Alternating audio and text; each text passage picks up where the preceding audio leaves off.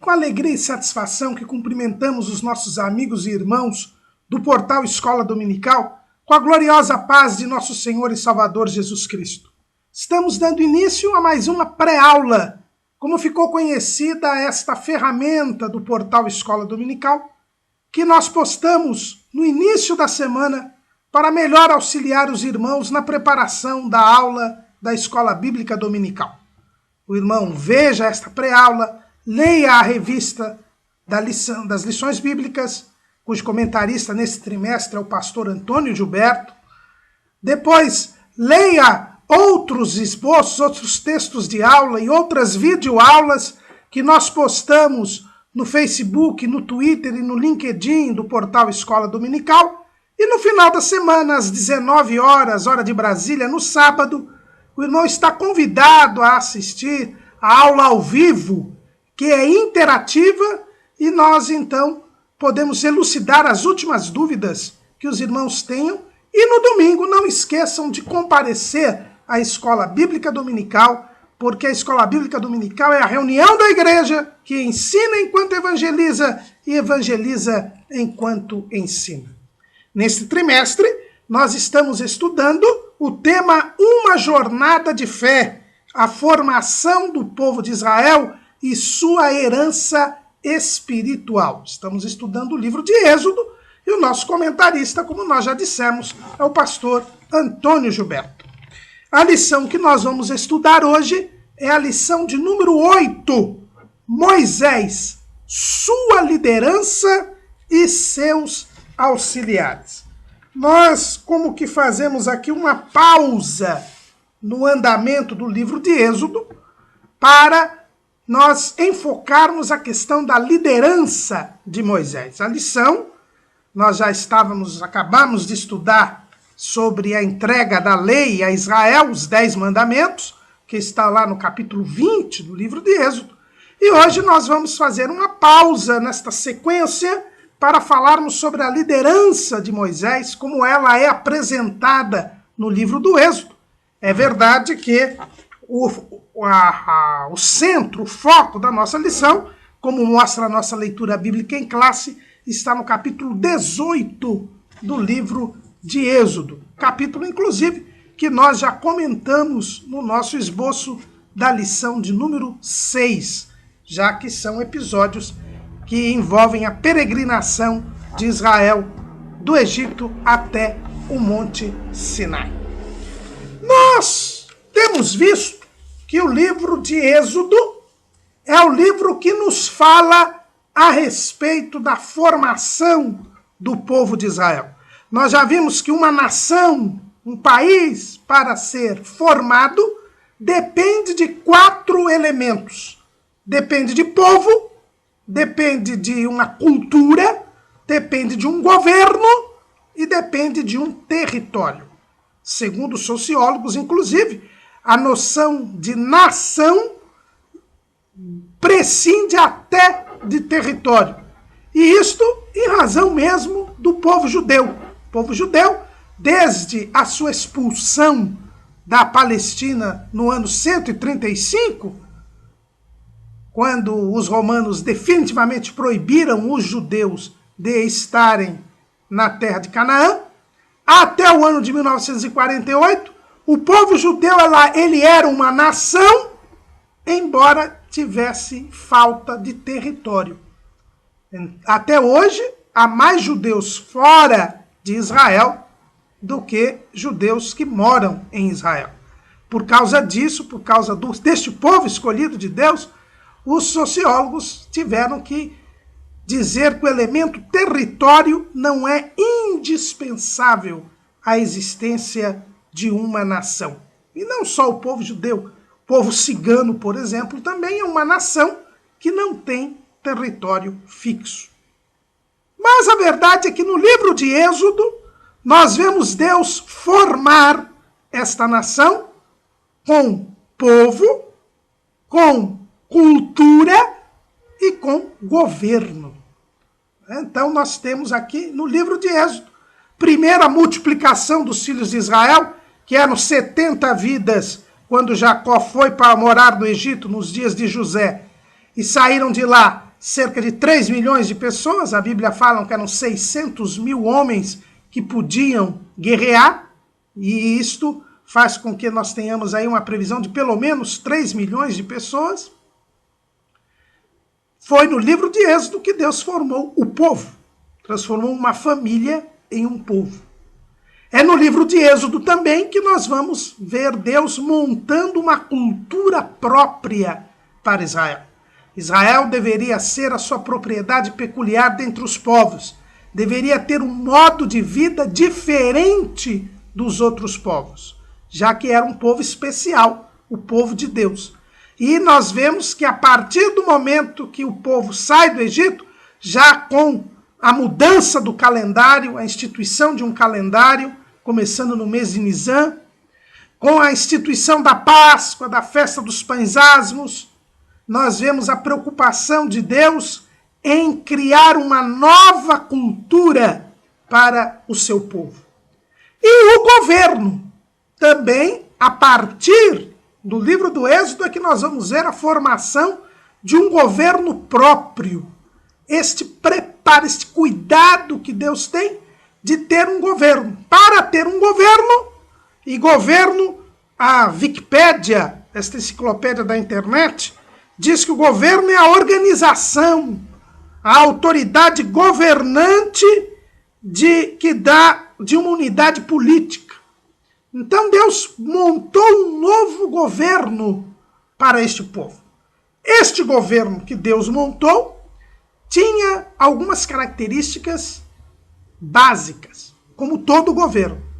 O governo precisa ter o governante, o governo precisa ter pessoas que administram, né, que executam e cumprem as ordens do governante, e nós precisamos ter as ordens do governante, que são as leis.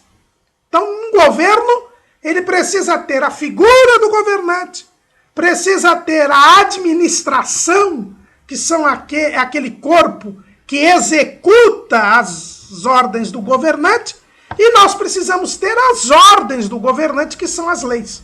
Um governo, ele precisa ter o governante, a administração e as leis. E é isto que nós vamos ver aqui no livro de Êxodo. Deus assume o governo do seu povo. Quando ele chama Moisés para fazer a proposta ao povo no Monte Sinai, olha o que nós encontramos lá no livro de Êxodo, capítulo 19, versículo 6. E vós me sereis um reino sacerdotal e um povo santo. Estas são as palavras que falarás aos filhos de Israel. Aqui nós temos esses três elementos da formação do povo de Israel que foram forjados no livro de Êxodo. O primeiro elemento é o povo. Vós me sereis um reino sacerdotal e povo santo. O segundo elemento é a cultura, é um povo santo, separado, com um modo próprio de viver. Mas também seria um reino sacerdotal. Ou seja, Israel seria um reino. Quem seria o rei? O próprio Deus. O próprio Deus é o rei de Israel. Lá em Deuteronômio, no capítulo 33, versículo 4, está escrito assim: Moisés nos deu a lei por herança da congregação de Jacó.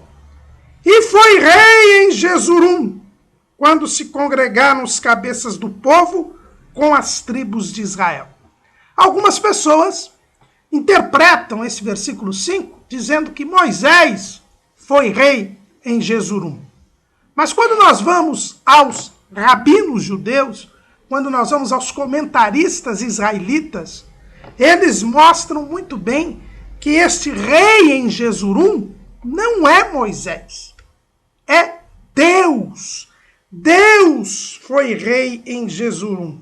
Por quê? Porque o versículo 2 diz assim: disse, pois, o Senhor veio de Sinai e lhe subiu de Seir, resplandeceu desde o monte Parã e veio com 10 milhares de seus santos. À sua direita havia para eles o fogo da lei.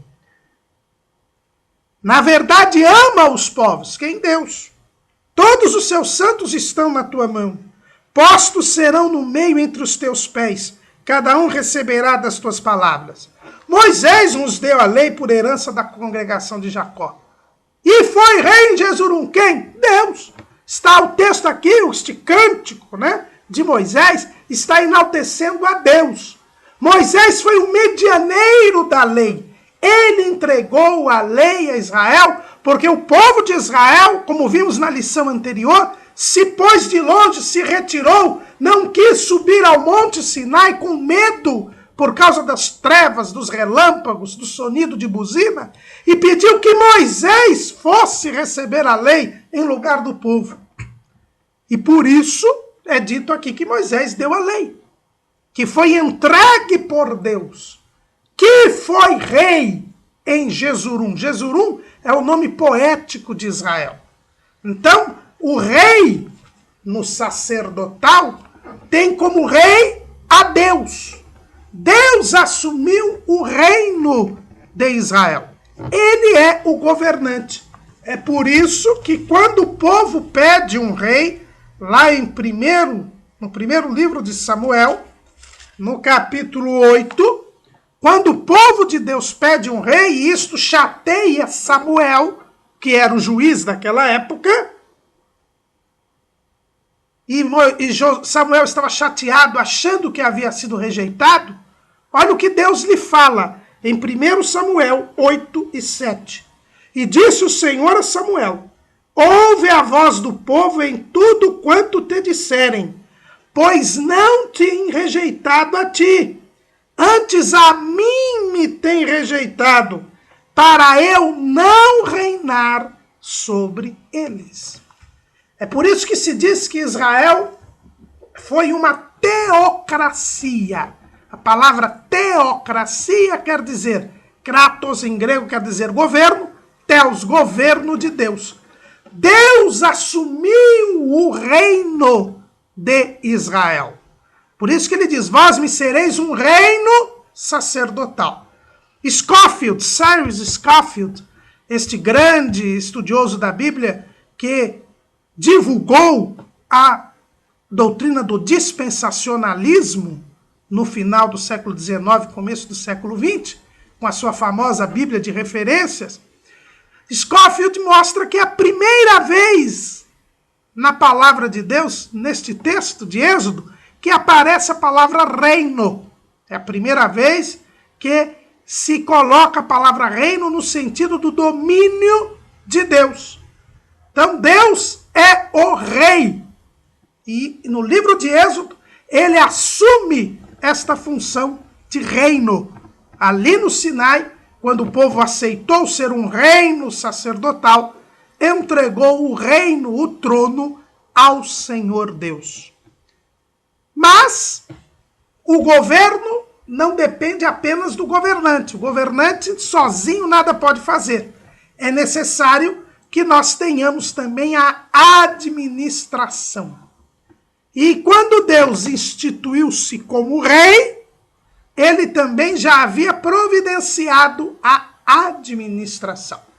Na administração do povo, Deus queria que uma pessoa estivesse à frente deste povo. O líder, aquele que estivesse presidindo. E a palavra presidir quer dizer estar à frente, estar adiante. E esta pessoa que deveria estar adiante do povo tinha de ser Moisés. Moisés foi preparado por Deus para estar adiante do povo. E nós vimos na lição número 2, tanto na lição número 1 quanto na lição número 2, como Deus preparou Moisés para estar adiante do povo. Na verdade, Moisés foi preparado desde o seu nascimento para estar adiante do povo. Mas antes de falarmos um pouco sobre esta preparação de Israel, é importante vermos que Deus, ao montar o povo de Israel, e o primeiro elemento é o povo, era a população, Deus montou a nação com base na família. Foi a família de Jacó que veio morar no Egito. E foi esta família que Deus multiplicou. Nenhuma nação pode perdurar sem a família. E Deus montou a nação de Israel com base na família. Isso nós vemos logo no limiar do livro de Êxodo. Estes, pois, são os nomes dos filhos de Israel que entraram no Egito com Jacó. Cada um entrou com a sua casa. Isto é importante, irmãos. A família é a base de uma nação. Nenhuma nação subsiste sem que a família seja preservada, sem que a família seja conservada, sem que a família seja protegida. Nenhum governo pode suprimir a família. O que nós temos visto hoje são governos querendo destruir as famílias e por isso as nações estão na situação que estão, se esgarçando, se desmanchando. Por quê? Porque nenhuma nação subsiste sem a família. O livro de Êxodo já mostra que Deus multiplicou as famílias e manteve a estrutura familiar como base da nação israelita. Quando Deus se manifesta a Moisés, lá no Monte Horebe, ele diz assim, lá em Êxodo, capítulo 3, versículo 6, disse mais, eu sou o Deus de teu pai, o Deus de Abraão, o Deus de Isaque, o Deus de Jacó.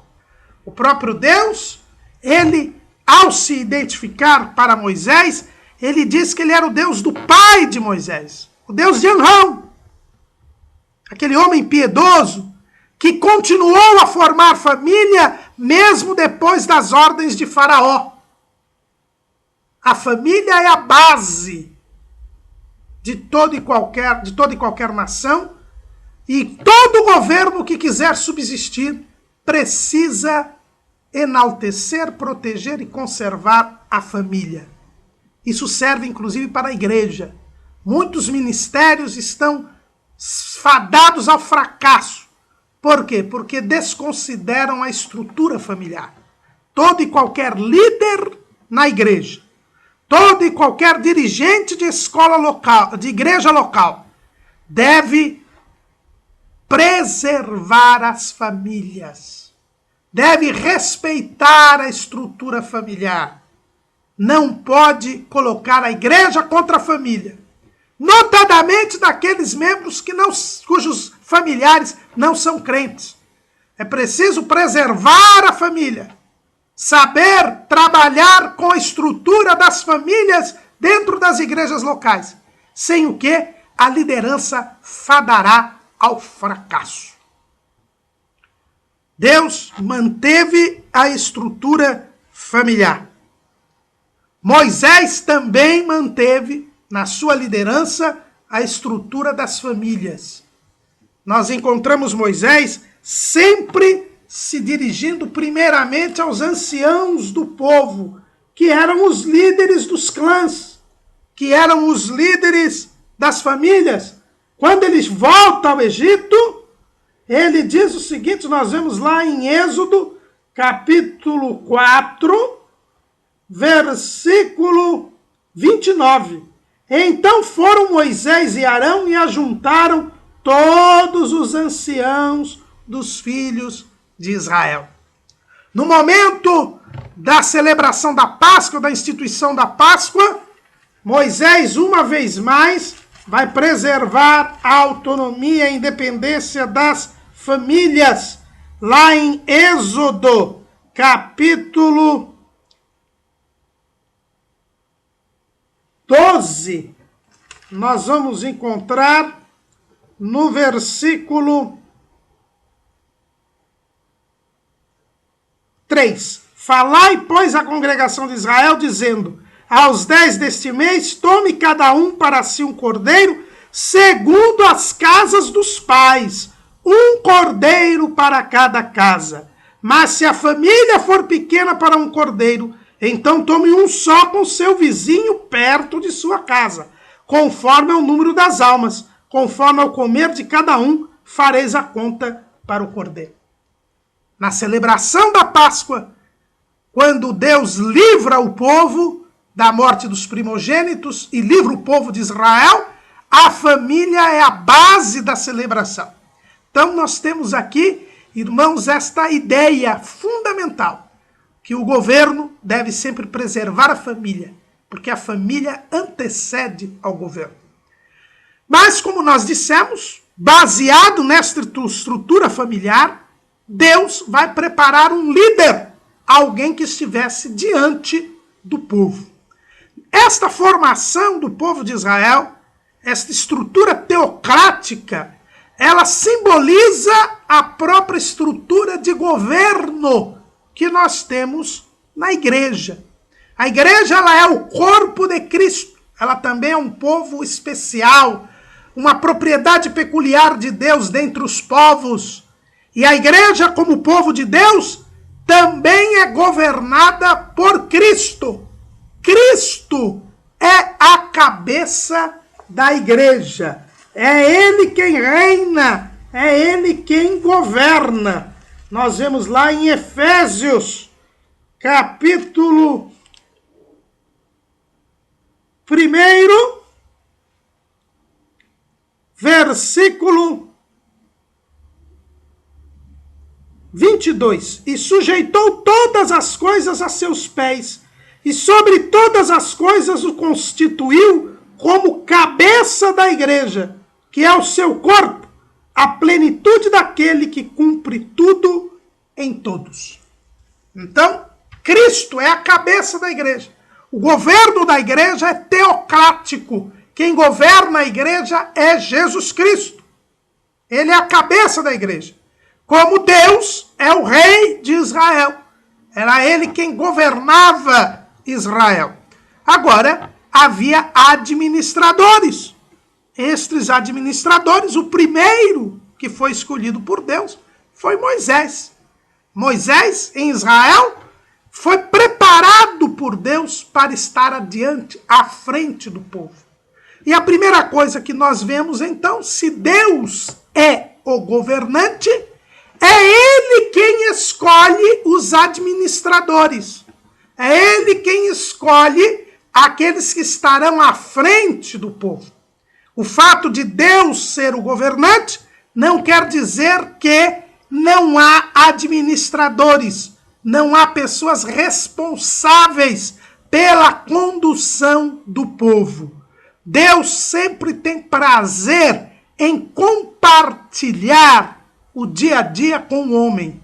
A comunhão de Deus com o homem faz que Deus compartilhe o seu governo com administradores. Nós já vimos, o governo ele não tem apenas o governante, ele também tem o administrador. E esse administrador, estes administradores são escolhidos por Deus. Então, o primeiro ponto que nós vemos aqui com relação à liderança no povo de Deus, aprendendo com Moisés e com o livro de Êxodo, que são sombras, são figuras daquilo que ocorreria na igreja, é que a liderança precisa ser chamada e escolhida por Deus. Em o Novo Testamento é assim, irmão Caramuru? É. O próprio Paulo, escrevendo aos Efésios, no capítulo 4, diz assim: e ele mesmo, quer dizer Cristo, a cabeça da igreja, e ele mesmo deu uns para apóstolos, e outros para profetas, e outros para evangelistas, e outros para pastores e doutores, querendo o aperfeiçoamento dos santos para a obra do ministério, para a edificação do corpo de Cristo. Então, o ministério, aqueles que formam os administradores da casa de Deus, do povo de Deus, eles são dados por Jesus. assim como Deus deu Moisés para o povo. E quando Deus dá, irmãos, Deus dá de uma forma que a pessoa, ela não só é dada, como ela é preparada para o exercício da liderança. Deus escolheu Moisés para liderar o povo. Mas ele escolheu Moisés desde o próprio nascimento de Moisés. E Moisés só foi exercer esta liderança quando tinha 80 anos de idade. Foram 80 anos de preparação. Deus, irmãos, não tem pressa. E quando ele dá ao povo uma liderança, esta liderança é devidamente preparada por ele. Podemos dizer que Moisés foi preparado desde o seu nascimento, porque ao nascer num período em que todas as crianças do sexo masculino deveriam ser mortas, Moisés foi poupado de uma forma milagrosa por Deus. Desde o momento do seu nascimento, segundo a tradição judaica, antes mesmo do seu nascimento, Flávio Joséfo, nós já dissemos aqui para os irmãos, ele registra que o pai de Moisés, Amrão, teria tido um sonho em que Deus lhe havia dito que aquela criança que haveria de nascer seria o libertador de Israel. Segundo a tradição judaica, Miriam teria, ainda irmã de Moisés, ainda criança, Miriam teria profetizado, por isso que ela é chamada de profetisa, lá no capítulo 15 de Êxodo, que esta criança seria o pai, o libertador de Israel. Nós vemos isso lá no Talmud, no tratado chamado Sotá, lá na folha 13a, 12b e 13a. Então Miriam, profetiza, a irmã de Arão, tomou, lá em Êxodo 15, 20. A irmã de Arão e não a irmã de Moisés, Rabi Amrão, disse em nome de Rabi, e de acordo com outros, que foi o Rabi Naamã que disse em nome de Rabi. Ensina-se que ela profetizou enquanto ela era apenas irmã de Arão, ou seja, antes de Moisés ter nascido. E disse, minha mãe gerará um filho que será o salvador de Israel.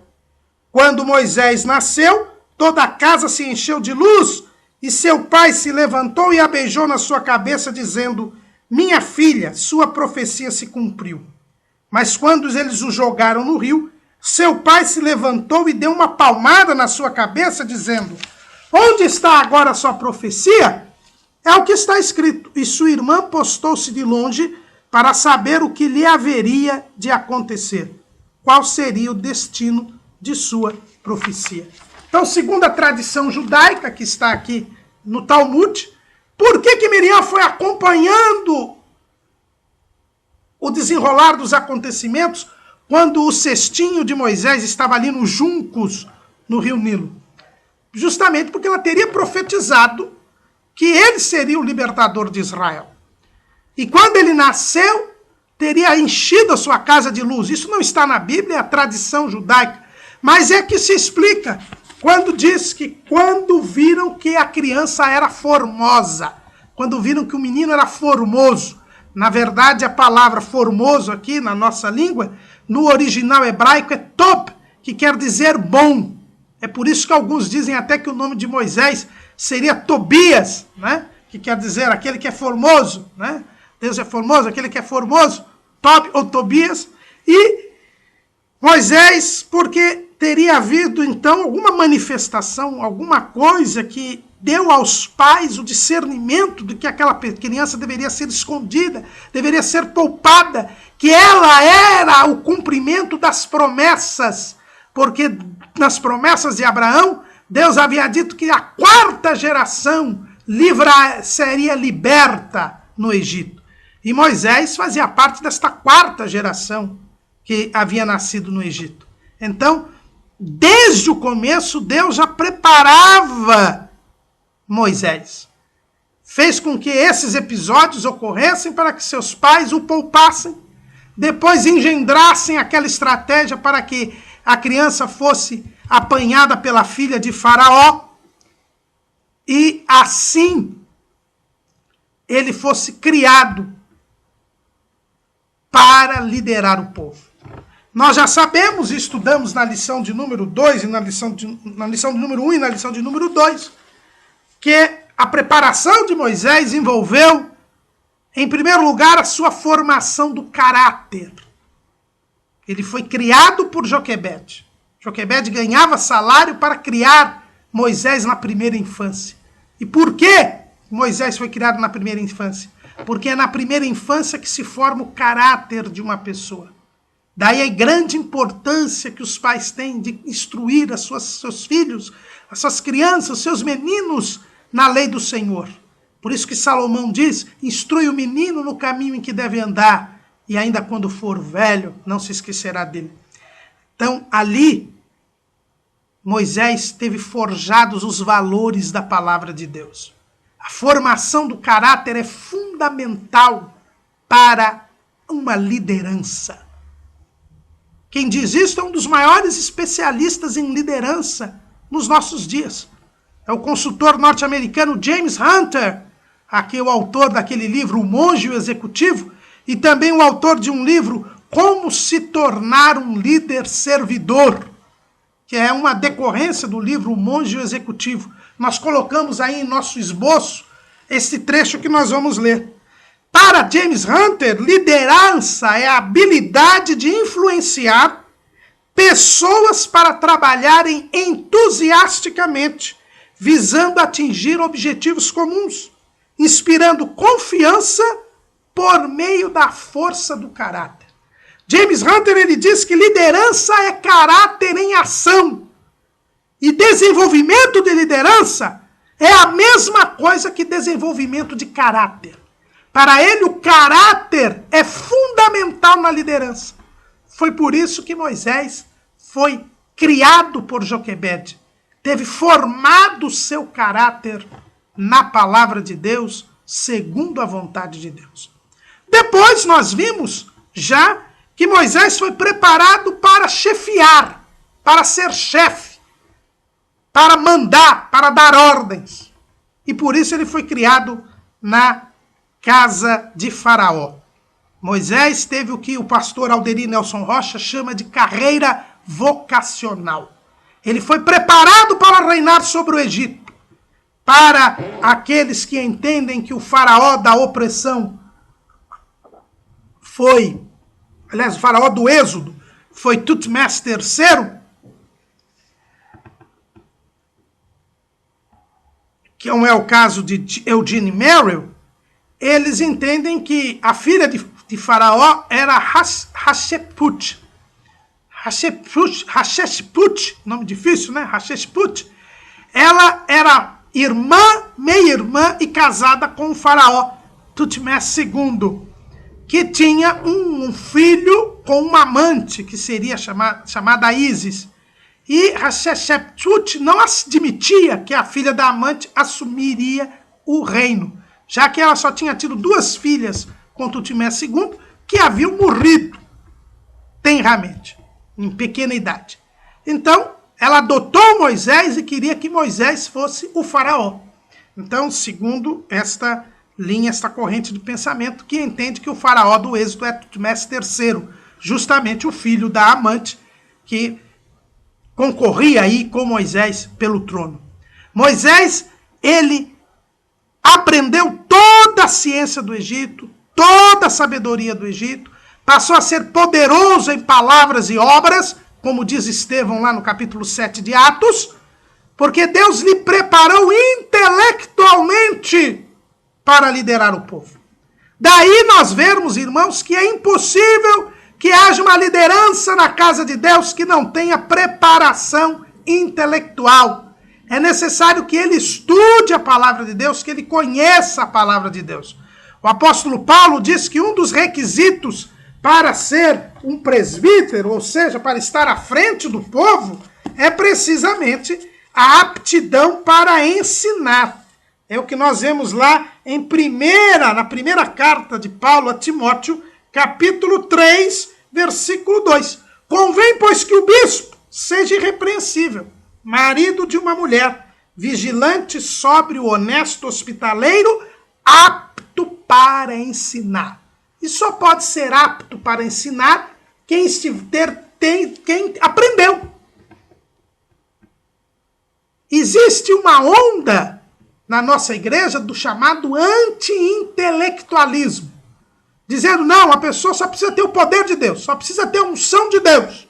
Tendo a unção de Deus, ele abre a boca e Deus põe a palavra na sua boca. Isto não é correto. Deus é quem escolhe. Diploma não faz ministro. Diploma não faz um líder. Mas ele precisa ter o diploma. É Deus quem dá. Uns para apóstolos, outros para profetas, outros para pastores, doutores. Mas a pessoa precisa se preparar. Deus deixou Moisés a primeira infância para formar seu caráter.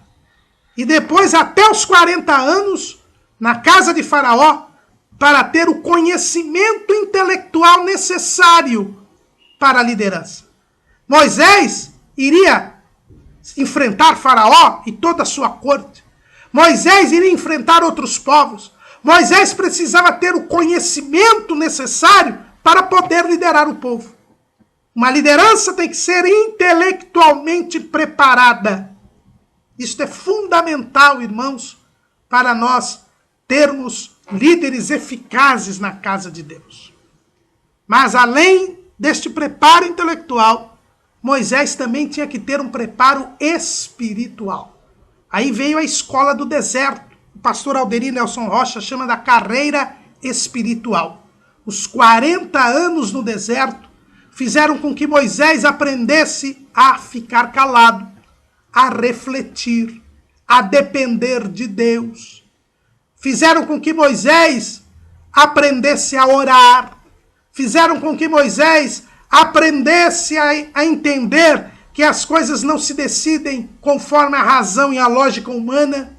A aprender sobre as coisas sagradas, porque ele aí teve contato com seu sogro Jetro, que era sacerdote. Moisés tinha aprendido a ser chefe no Egito. E chefe aprende a mandar. Moisés estava sendo formado para ser faraó, e o faraó mandava e desmandava, até porque ele era considerado uma divindade no Egito. Mas Moisés tinha que aprender não a mandar, mas a convencer. E para convencer, Moisés precisava, em primeiro lugar, ser convencido. Convencido da sua insignificância, convencido da sua necessidade de Deus. Um líder, ele precisa estar à frente do povo, ter conhecimento, ter preparo, ter caráter, mas ele precisa fundamentalmente aprender os momentos de silêncio, saber ouvir a voz de Deus. E Moisés, quando fugiu do Egito, mostrou que ele não tinha paciência, ele não tinha ouvido para os outros.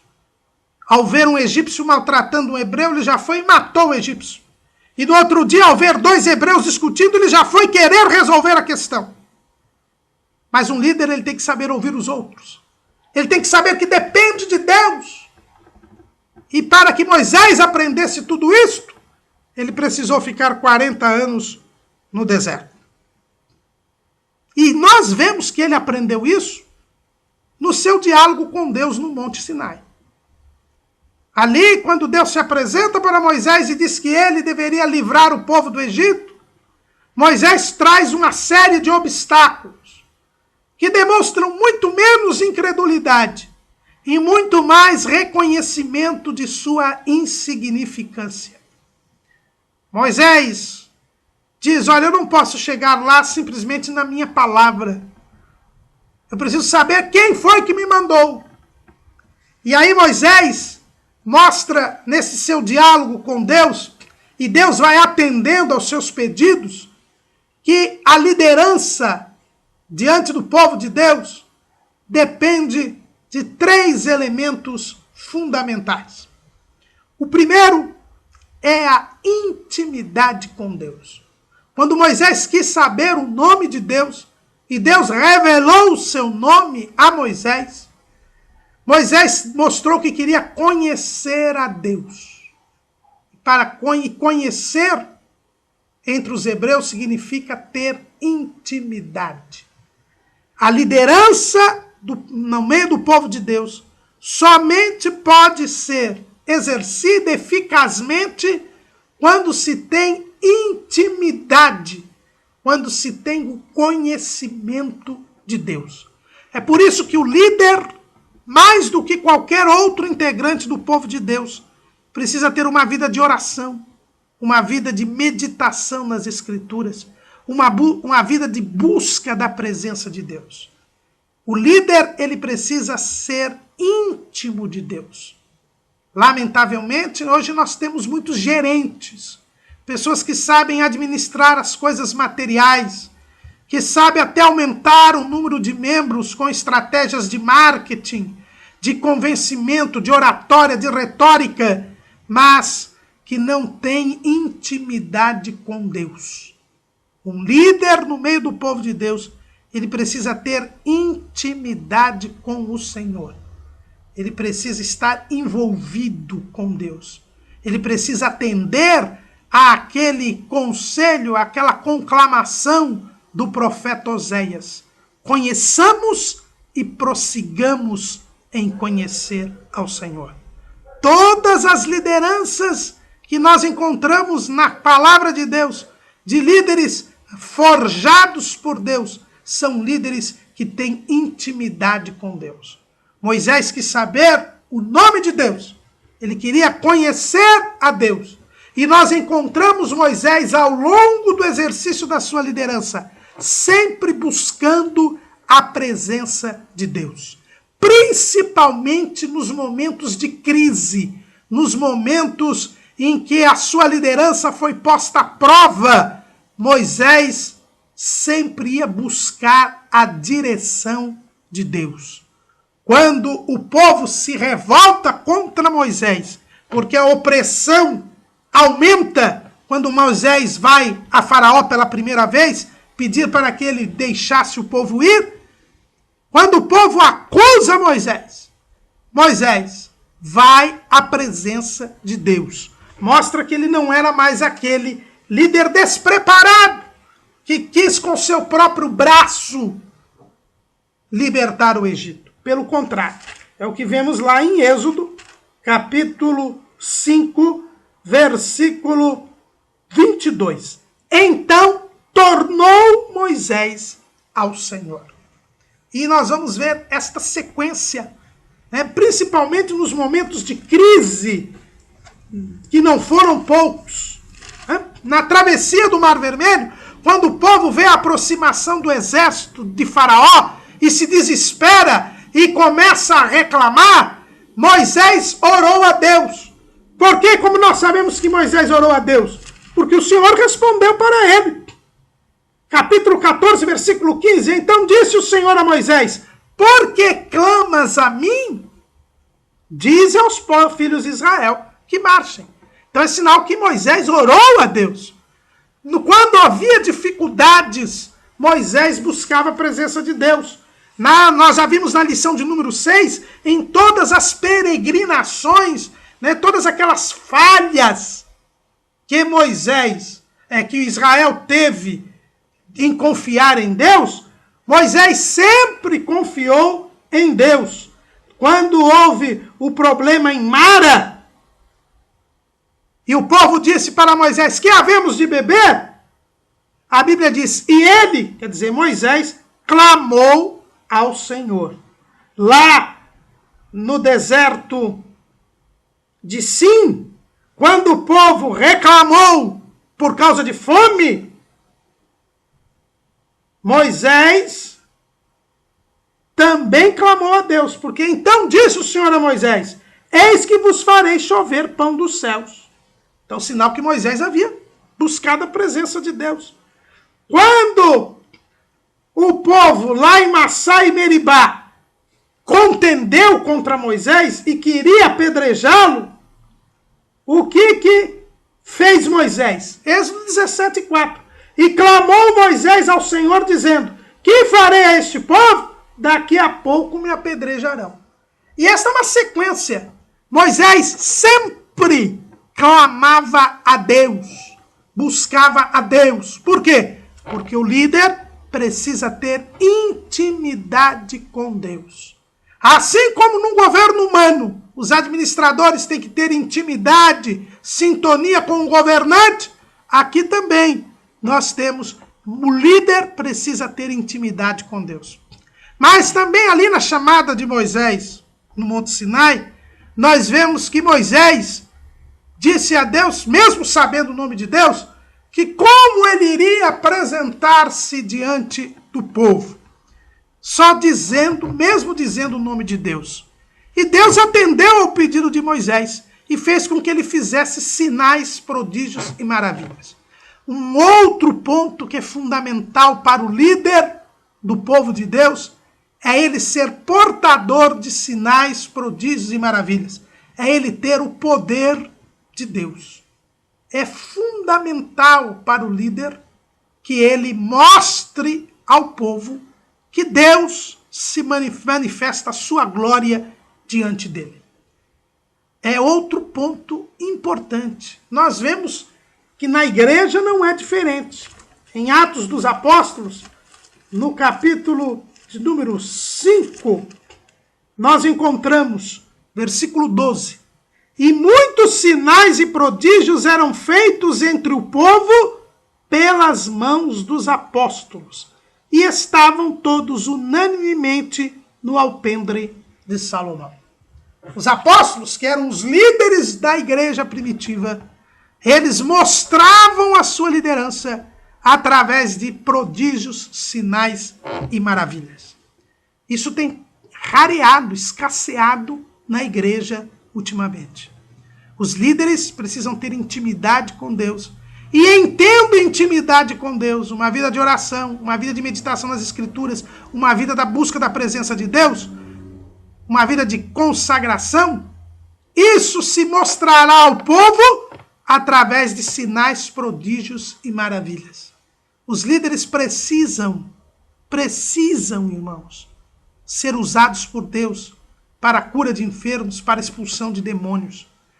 Jesus comissionou os 12 e depois os 70 no seu ministério, e a prova da comissão, desta delegação que Jesus deu a esses 12 e também aos 70, foi que eles curaram enfermos e expulsaram demônios.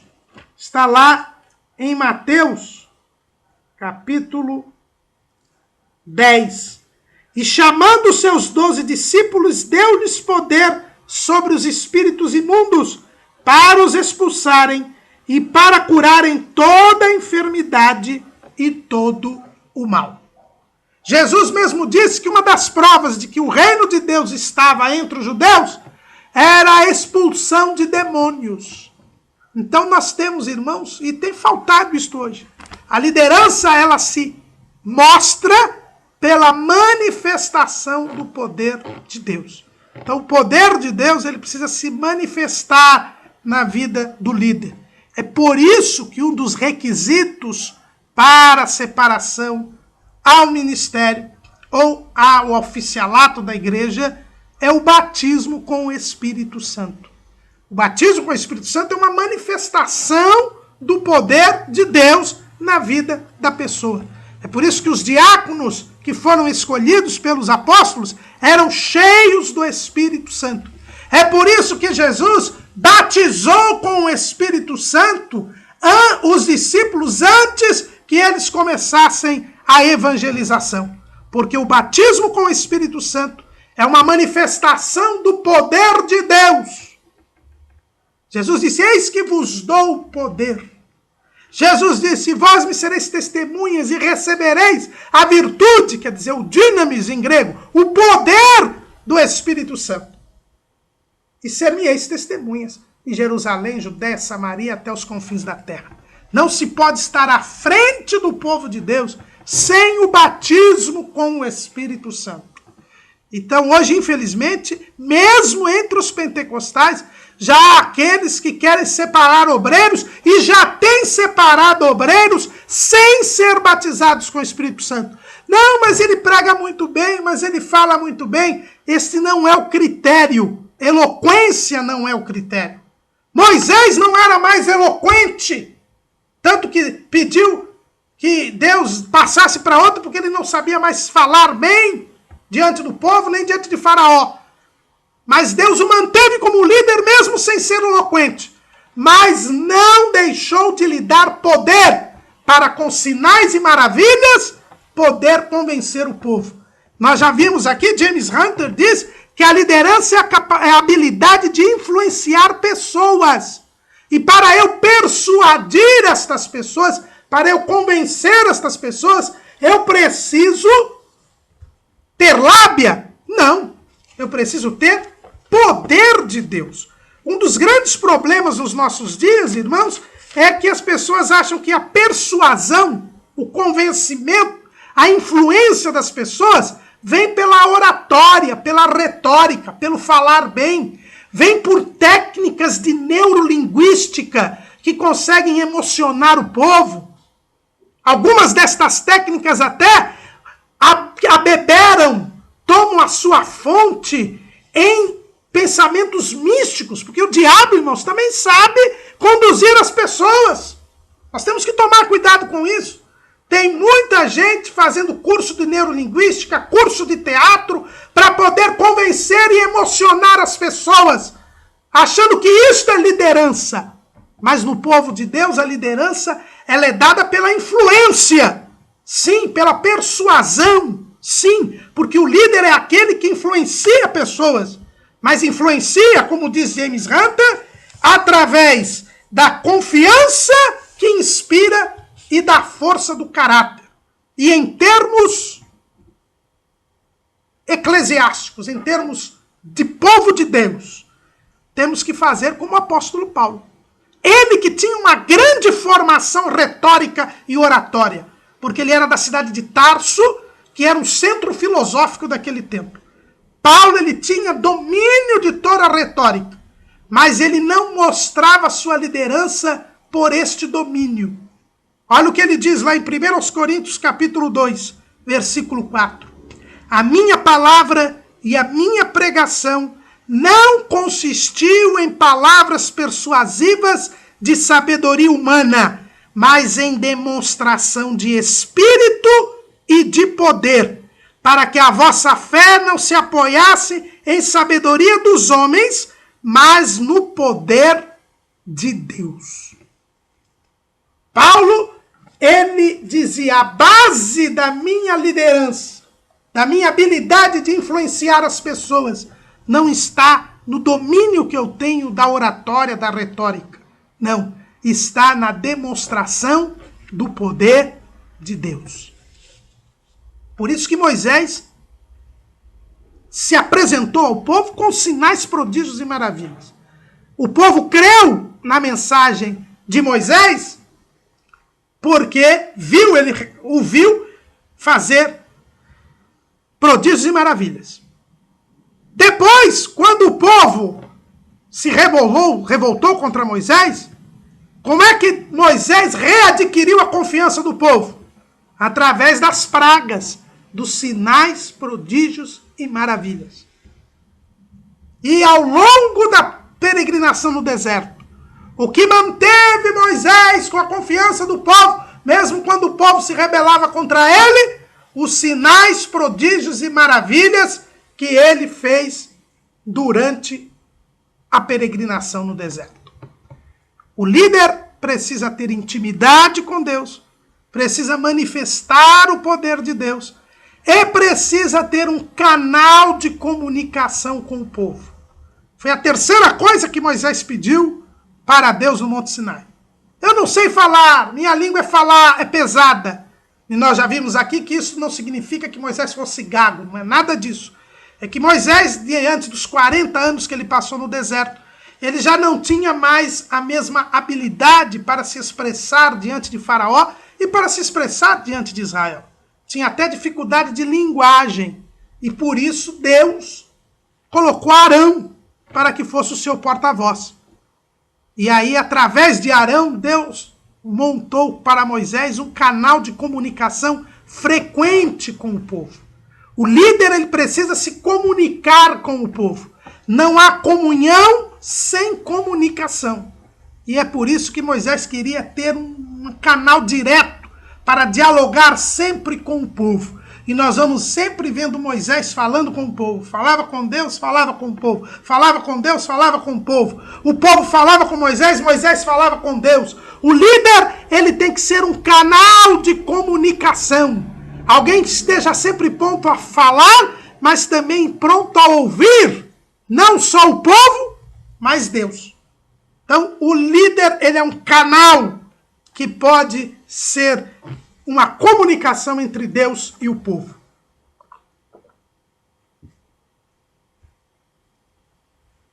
Moisés foi consolidado na sua liderança com a travessia do Mar Vermelho.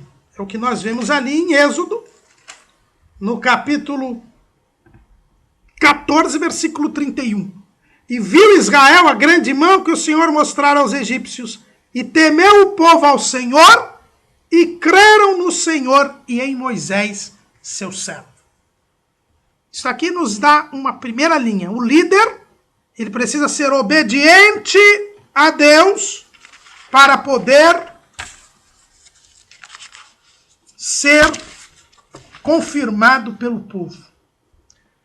Moisés obedeceu a Deus. Quando o povo o rechaçou, quando a opressão aumentou, Moisés foi à presença de Deus.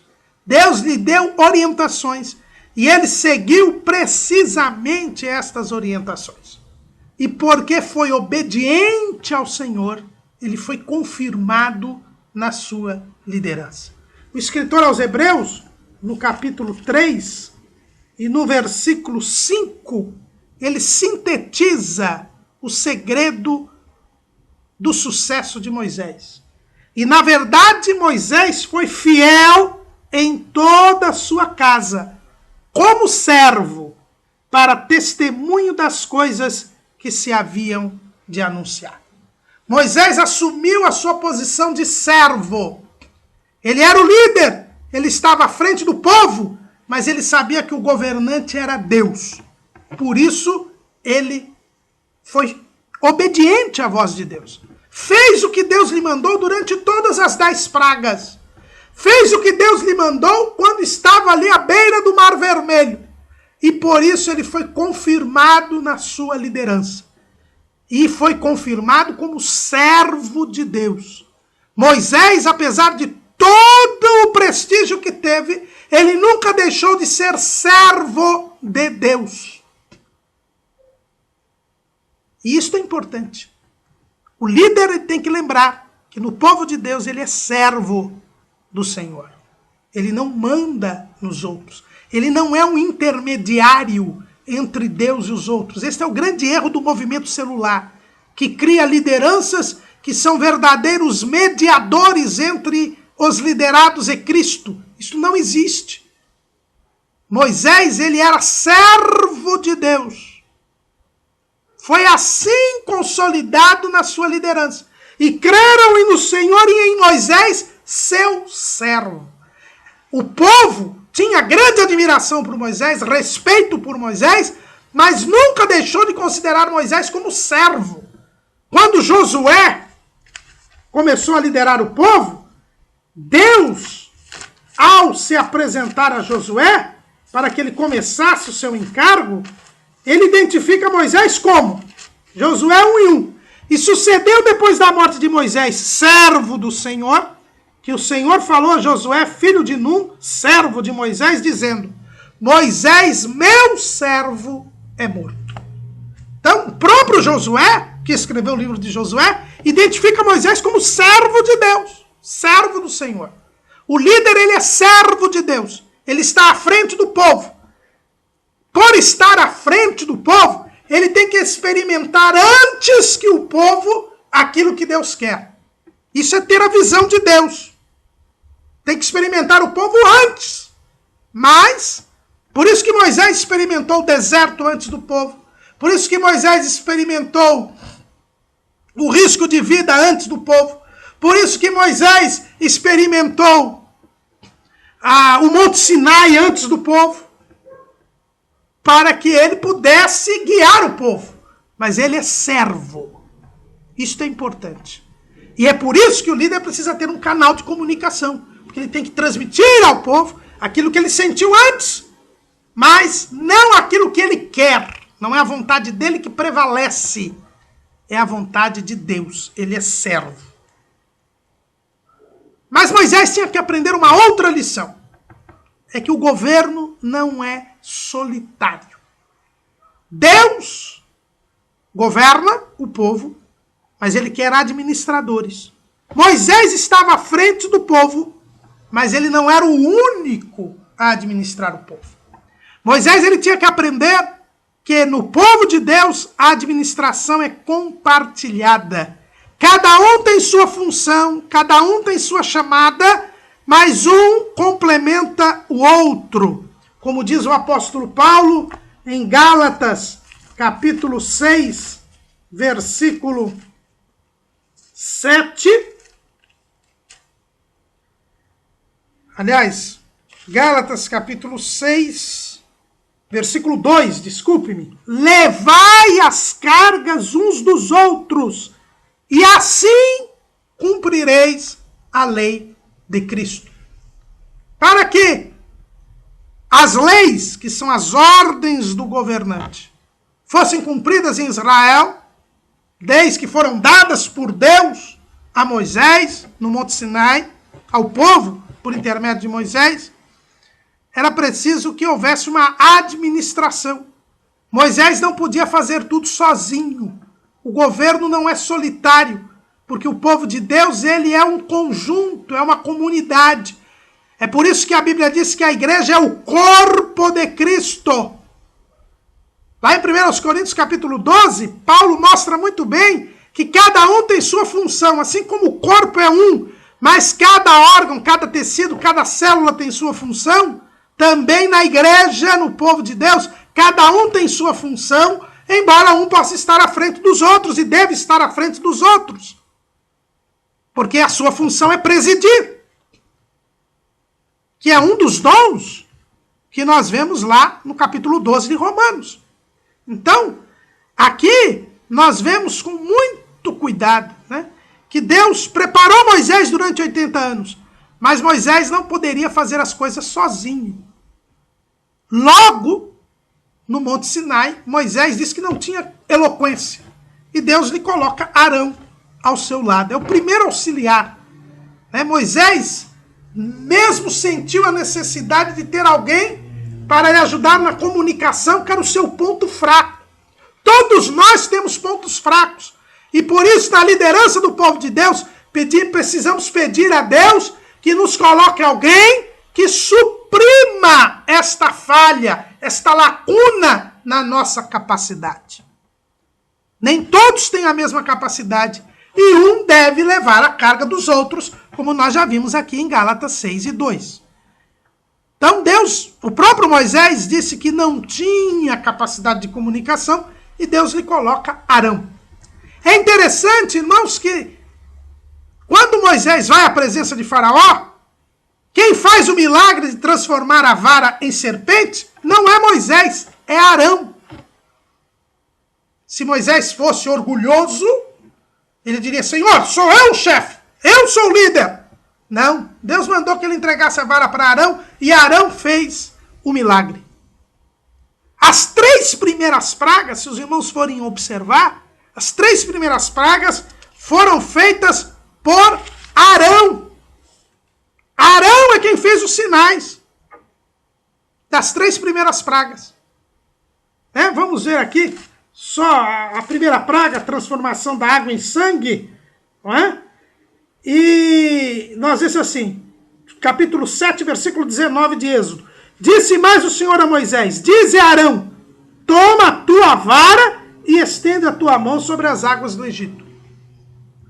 As 3 primeiras pragas foram Arão. A segunda praga, praga das rãs.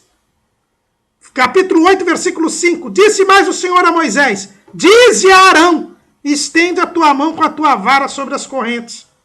E capítulo 8, versículo 16, a praga dos piolhos. Disse mais o Senhor a Moisés, dize a Arão, estende a tua vara e fere o pó da terra. Só a 4ª praga vai ser feita por Moisés. A 6ª praga, lá em Êxodo 9, 8, a praga das úlceras, foi feita conjuntamente por Moisés e por Arão. Então disse o Senhor a Moisés e a Arão, tomai vossos punhos cheios da cinza e do forno, e Moisés a espalhe para o céu diante dos olhos de Faraó.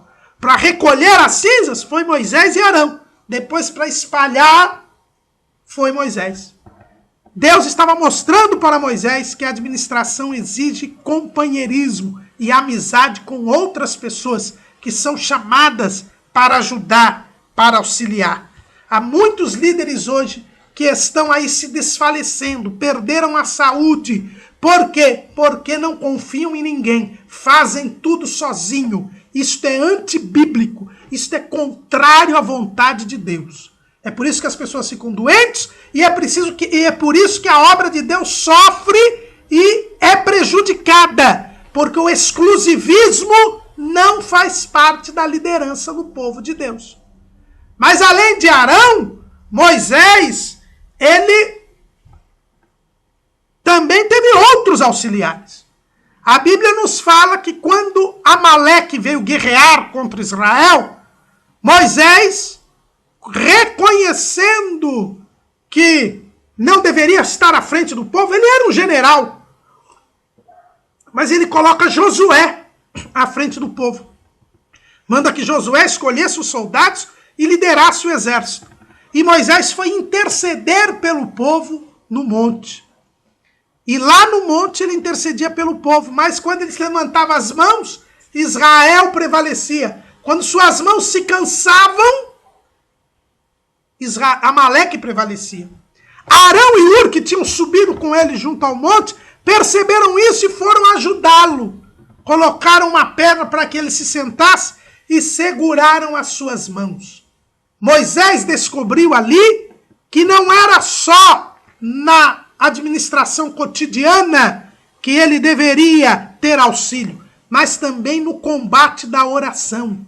As lideranças precisam pedir intercessores, precisam pedir que as pessoas os ajudem em oração.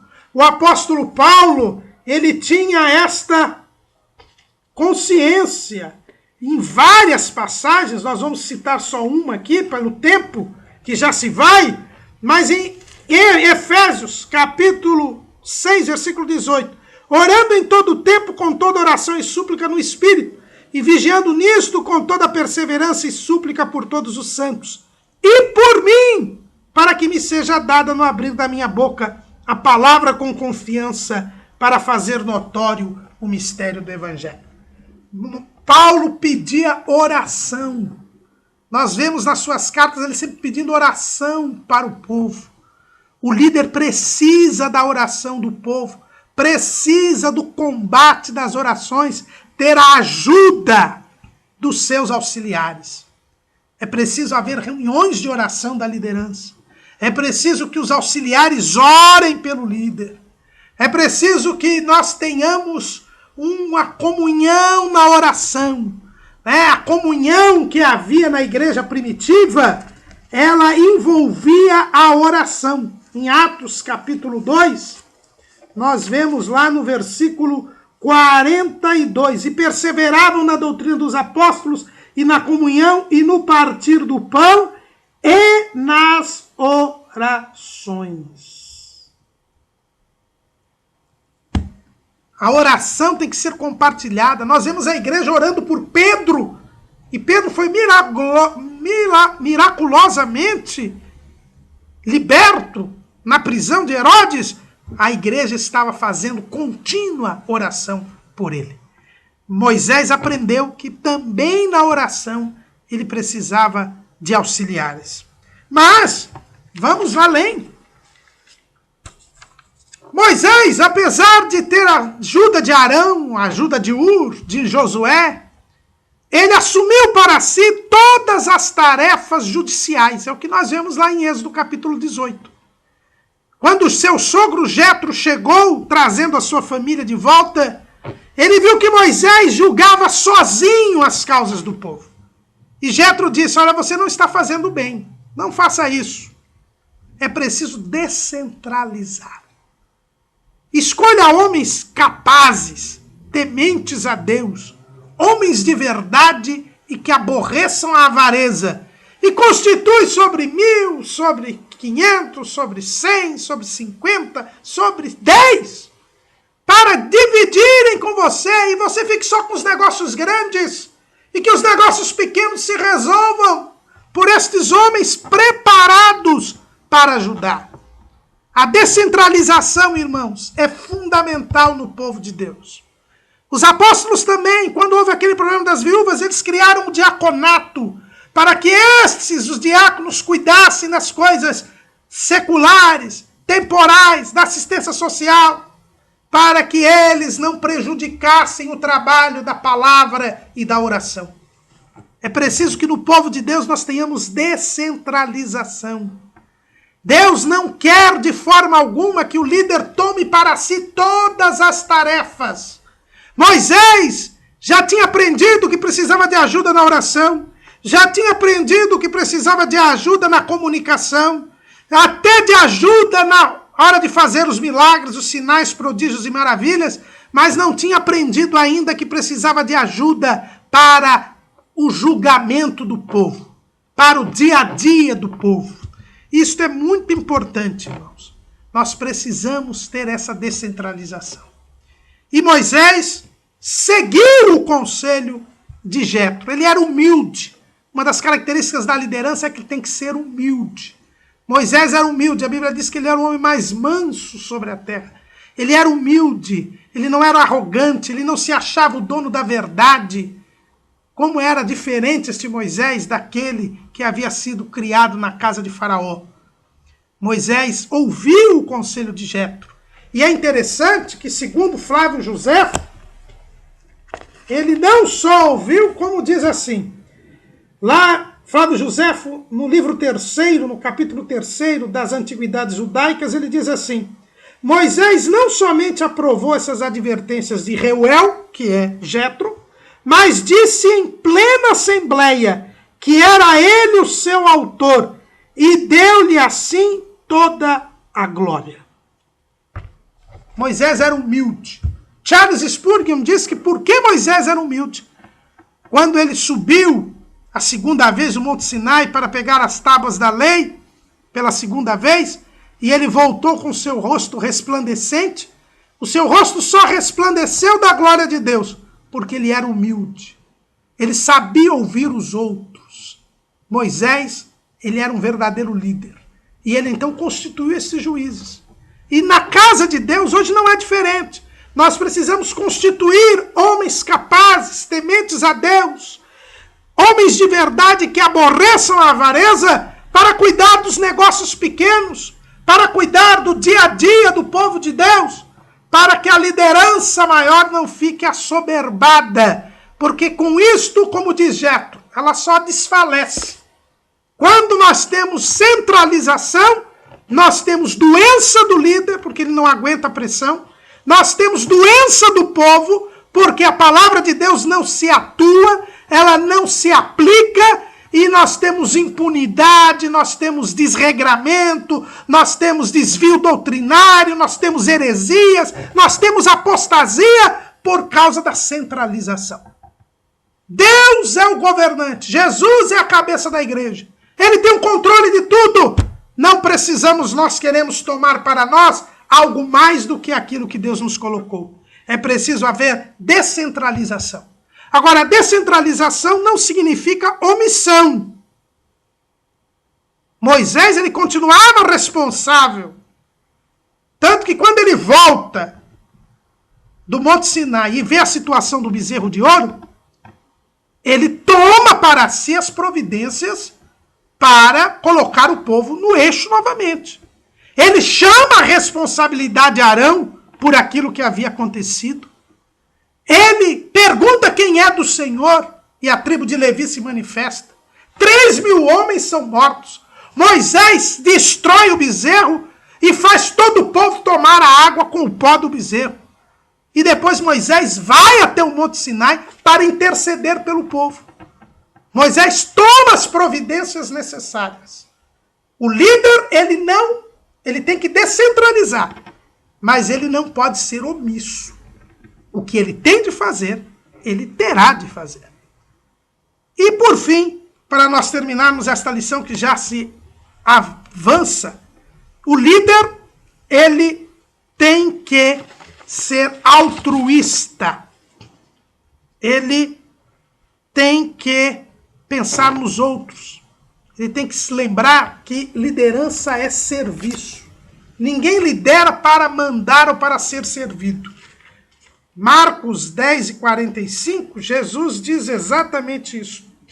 Porque o Filho do Homem também não veio para ser servido, mas para servir e dar a sua vida em resgate de muitos. No versículo 43 ele diz, mas entre vós não será assim. Antes, qualquer que entre vós quiser ser grande, será vosso serviçal. E qualquer que dentre vós quiser ser o primeiro, será servo de todos. Moisés, ele era servo de todos. Tanto que ele foi até a presença de Deus para interceder pelo povo. Mesmo quando Deus disse, olha, eu vou destruir este povo e fazer de você uma grande nação, Moisés disse, arrisca o meu nome do livro, mas não destrói este povo. Moisés, ele vivia em função dos outros. Só existe liderança quando existem os outros, porque se liderar é influenciar pessoas, eu só posso liderar se eu tiver liderados. E eu tenho que pensar no bem dos liderados. Como diz o pastor Ailton Muniz de Carvalho no seu livro Os 10 Mandamentos do Líder Idôneo, e nós colocamos alguns trechos no nosso esboço desta obra, a obra é maior do que o líder. O líder tem que ter consciência de que a obra que ele está fazendo, a sua missão é maior do que ele próprio. E há momentos em que ele precisa sair para que a obra continue. Quando Deus disse para Moisés que ele iria morrer, ele pediu um sucessor. Ele não pediu para ficar vivo. Ele disse, Senhor, a tua obra é maior do que eu. Falta ainda conquistar o território para a formação do povo de Israel. Então coloca alguém com esta condição para liderar o povo. E Deus deu ao povo Josué. O líder, ele tem que ter esta cabeça. A obra é maior do que ele. A obra não termina com ele. Porque ele deve pensar nos outros. Em servir os outros. Este é o verdadeiro líder. Aquele que foi chamado para estar à frente do povo para servir. E ele sabe que para servir bem o povo, ele precisa de auxiliares. Porque ele não tem toda a capacidade. Moisés foi fiel em toda a sua casa. Porque ele teve intimidade com Deus. Ele manifestou o poder de Deus na sua vida. Ele sempre teve um canal de comunicação com o povo. Ele foi sempre obediente a Deus. Ele sempre procurou o bem-estar do povo, acima do seu próprio bem-estar. E por isso, ele sabia que precisava da ajuda de outros. E por isso ele nunca impediu que os outros crescessem. Um dos moços que ele chamou foi o seu sucessor. O líder. Ele pensa no futuro do povo e não no seu futuro. Que nós aprendamos com Moisés, que foi fiel em toda a sua casa, para que sejamos líderes, que também sejamos fiéis em toda a nossa casa e possamos alcançar a pátria celestial. Amém.